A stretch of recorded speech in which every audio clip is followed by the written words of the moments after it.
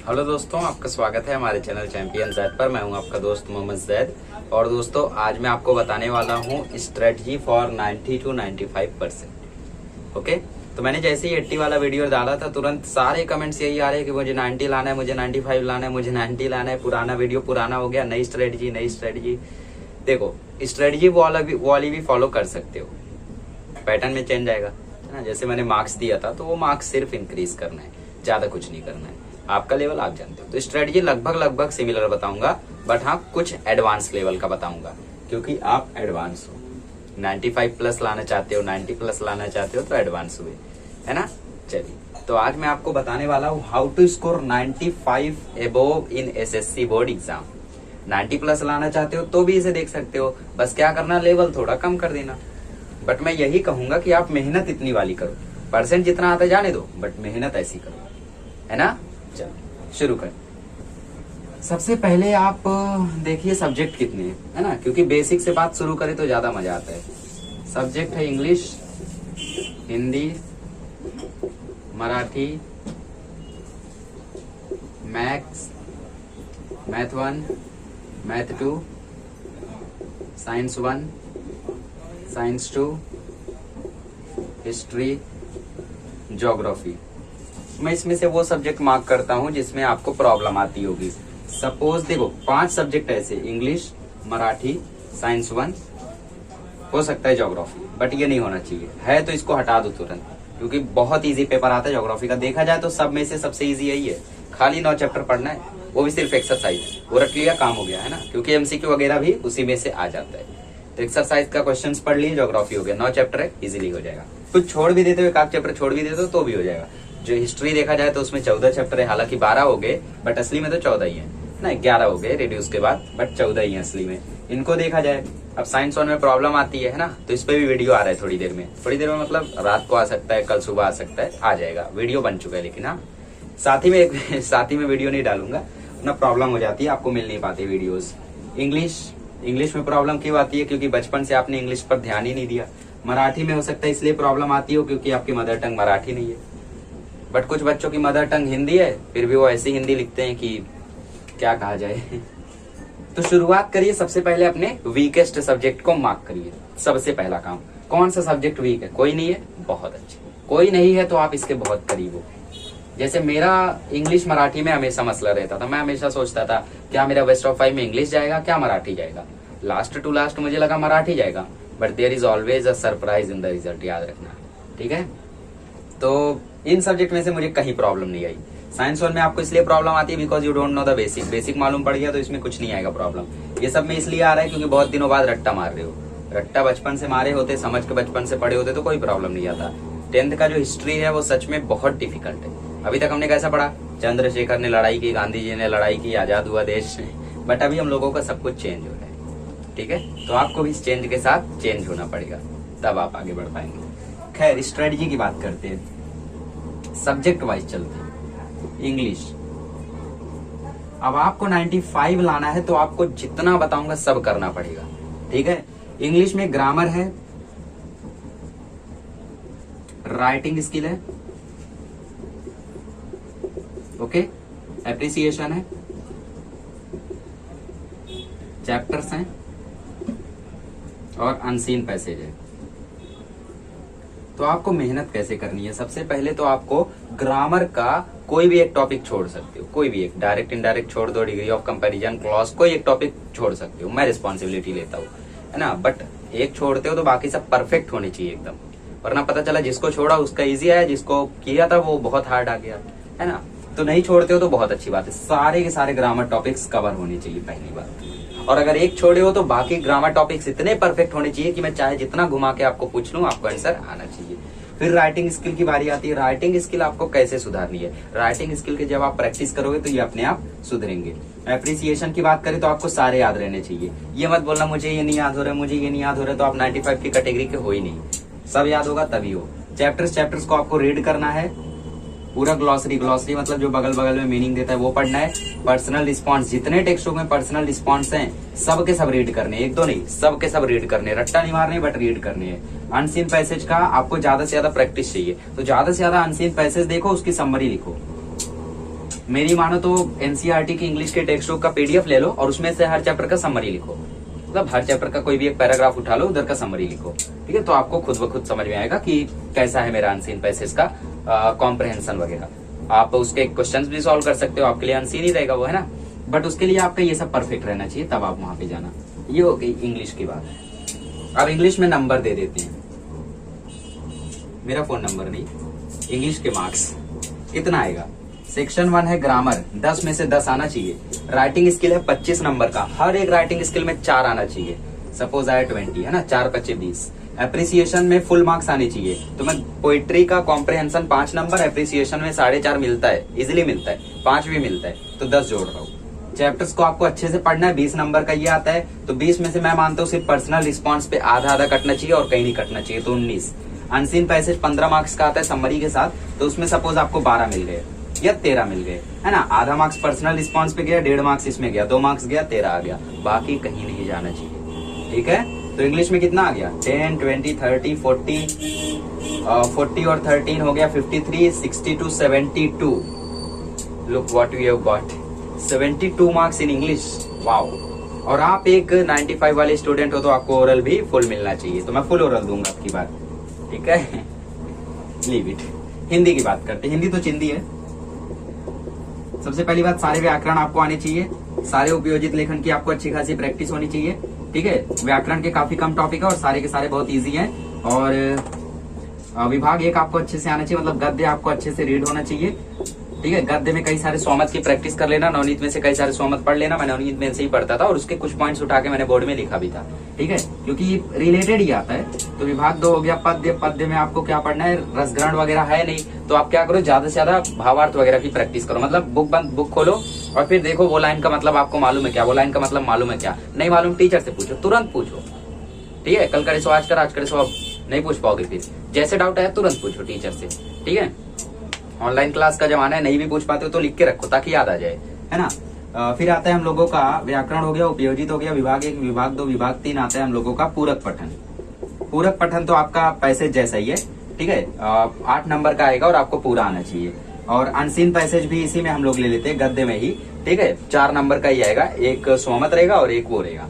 तो 20 में से सपोज आपको 18 मिल गए, आधा आधा आधा आधा सोमत वगैरह पे चला गया, ठीक है, 19 मिलेंगे। क्यों, आधा नंबर गया सीन वाले सोमत पे, आधा नंबर गया अनसीन वाले सोमत पे, आधा नंबर गया एक और सीन पैसेज आएगा उस पे, तो 1.5 नंबर गए, बट वो 19 काउंट किया जाएगा।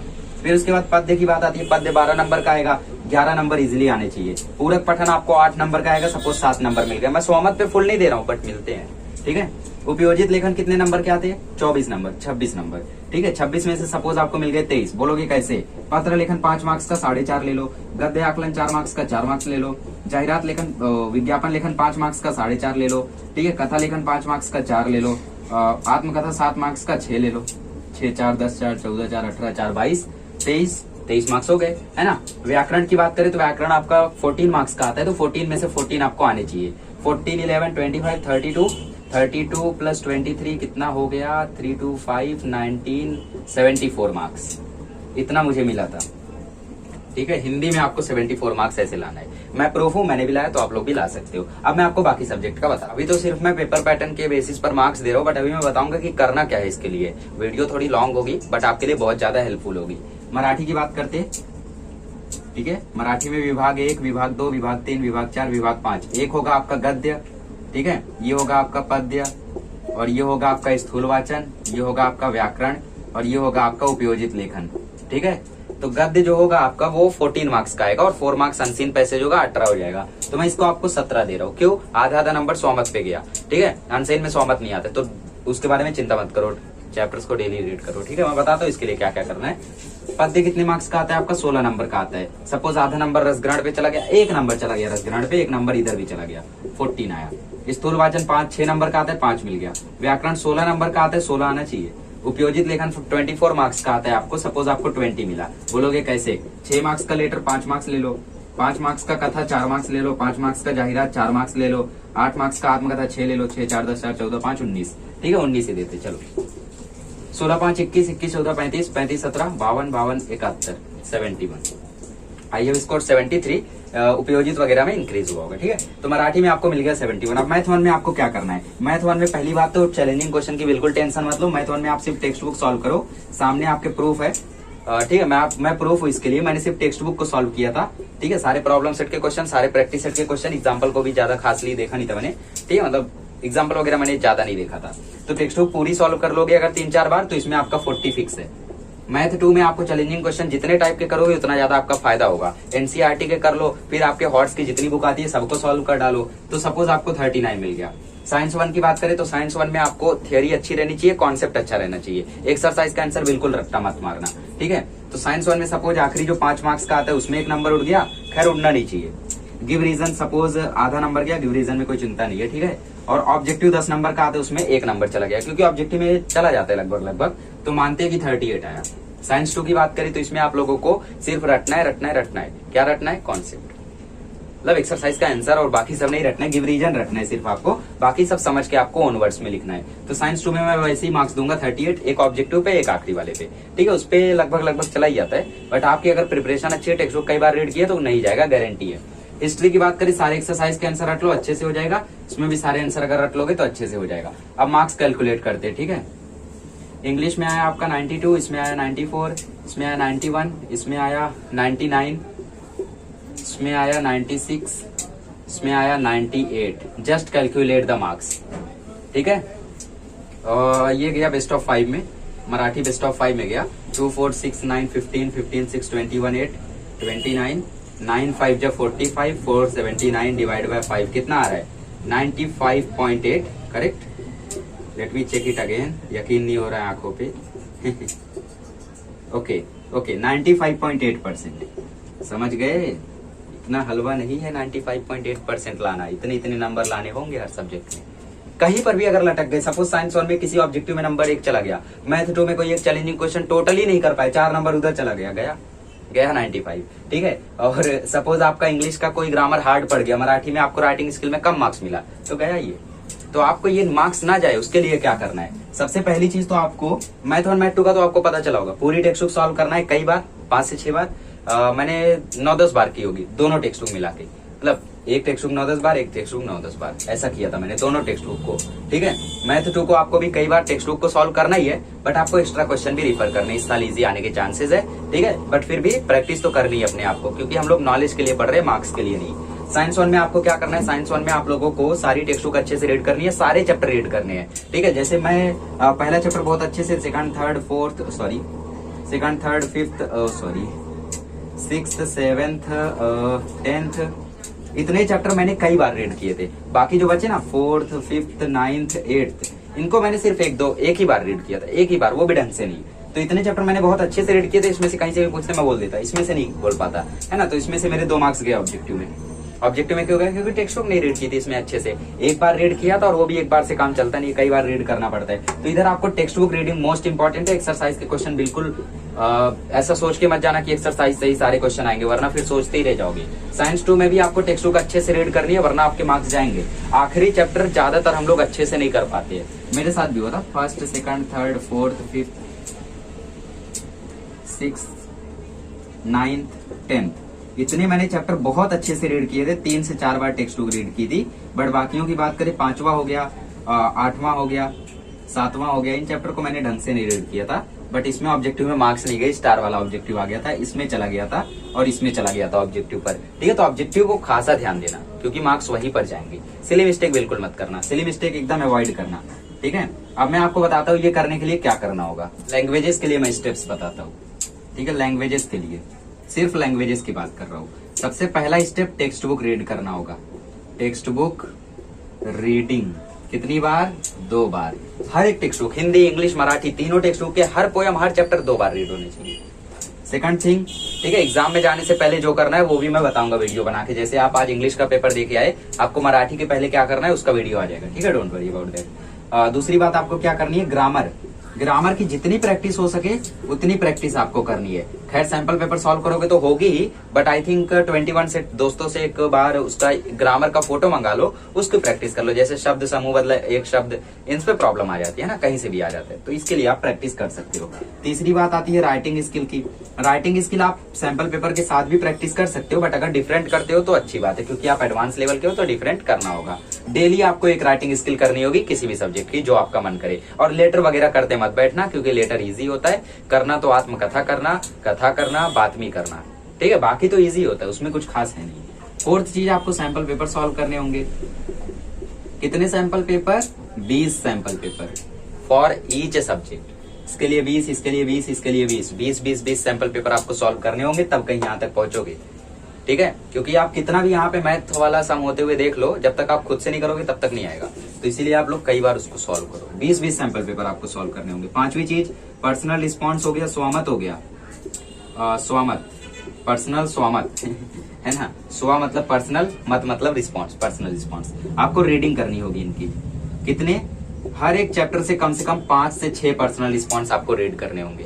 एक पैसेज है उसके ऊपर पर्सनल रिस्पॉन्स बनता है नवनीत में, तो उसको रीड करना होगा आपको अच्छे से, ठीक है। तो ये लैंग्वेजेस के लिए आपको करना होगा, तब यहाँ तक पहुंचोगे। मैथमेटिक्स का मैंने बता दिया, इसके लिए टेक्स्ट बुक रीडिंग मतलब दोनों की टेक्स्ट बुक आपको 6 से 7 बार सॉल्व करनी है, मोर देन इनफ होगा, ठीक है। मुझे कभी ये प्रॉब्लम नहीं आई कि मैं करके भूल गया, क्योंकि मैंने हमेशा टेक्स्ट बुक को सॉल्व किया, तो मुझे ऐसी आपको आती है, because you have not solve the text book. Science 1 science 2 के लिए मैंने बता दिया, टेक्स्ट बुक रीडिंग मस्ट है।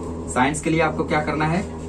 टेक्स्ट बुक रीड करना है, टेक्स्ट बुक रीड करना है। कितनी बार? 3 से 4 बार, 1 2 नहीं, 3 से 4 बार टेक्स्ट बुक रीड कर लिया, समझ लो उसका साइंस में नैया पार हो गया, ठीक है। और इसका सैंपल पेपर नहीं भी सॉल्व करोगे तो भी चलेगा। सैंपल पेपर सिर्फ आप इनका सॉल्व करो, क्योंकि इनका सॉल्व करो, क्योंकि प्रैक्टिस से इनका मार्क्स बढ़ेगा, बाकियों का कोई वो नहीं है, ठीक है, झंझट नहीं है। साइंस 1 साइंस 2 में आपको क्या करना है? साइंस 1 साइंस 2 में आपको टेक्स्ट बुक को रीड करना है 3 से 4 बार। और एसएसटी की बात करें, हिस्ट्री ज्योग्राफी की, तो हिस्ट्री ज्योग्राफी में आपको सिर्फ 2 बार टेक्स्ट बुक रीड करना है फॉर ऑब्जेक्टिव्स, ताकि ऑब्जेक्टिव पे नंबर ना कटे। और आंसर सारे एक्सरसाइज के करने हैं, ठीक है, कहीं और का आंसर नहीं करना है, मतलब एक्स्ट्रा आंसर्स नहीं करने हैं, सिर्फ आपको एक्सरसाइज से करना है। और ऑब्जेक्टिव के लिए आपको 1 या 2 बार टेक्स्ट बुक रीड करना है। अगर आपने एक बार कर लिया तो एक बार और करिए, नहीं किया तो एक ही बार करिए तो भी चलेगा, ठीक है।